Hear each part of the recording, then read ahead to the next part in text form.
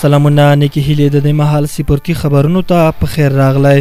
د افغانستان د فوټبال ملي لوبډله به نن شنبه د کابل پر وخت مازدیګر 4:30 د آسیا د 23 کلنو ځوانانو د فوټبال سیالیو مقدمتي لوبو په لړ کې له ایران سره مخامخ شي. دا په داسې حال کې ده چې له دې وړاندې افغان لوبغاړو د منځنۍ اسیا د 19 کلنو فوټبال سیالیو کې ایران ته 2-1 په وړاندې ماتې ورکړې وه. د کرکټ نړیواله شورا د هند په کوربتوب سګانی نړیوال جام ته د 14 امپایرانو لیست اعلان کړ. په دې لیست کې 4 ایمرجنګ امپایران هم شامل دي او له افغانستان پکې د چا نوم نشته او نه هم د پاکستان علمدار نوم پکې ښکاري، ځکه هغه د کرکټ نړیواله شورا له لوبو امپایرینګ استعفا ورکړي.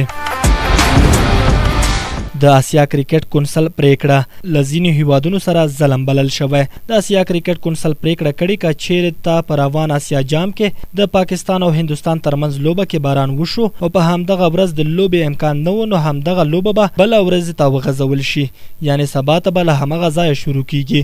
دا پریکړه یوازې د پاکستان او هندوستان ترمنځ کېدونکې ده. کونسل په نندارچیانو هم غږ کړی چې د لوبې ټیکټونه دې له ځانونو سره وساتي او کولی شي په همغه ټیکټ د دوهمې ورځې لوبه هم ننداره کړي. بلخو بیا د کرکټ ځینو شانونکو دا پریکړه یو طرفه بللې او ویلي دي چې په داسې پریکړو کې باید ټولو لوبډلو ته یو شان وکتل شي.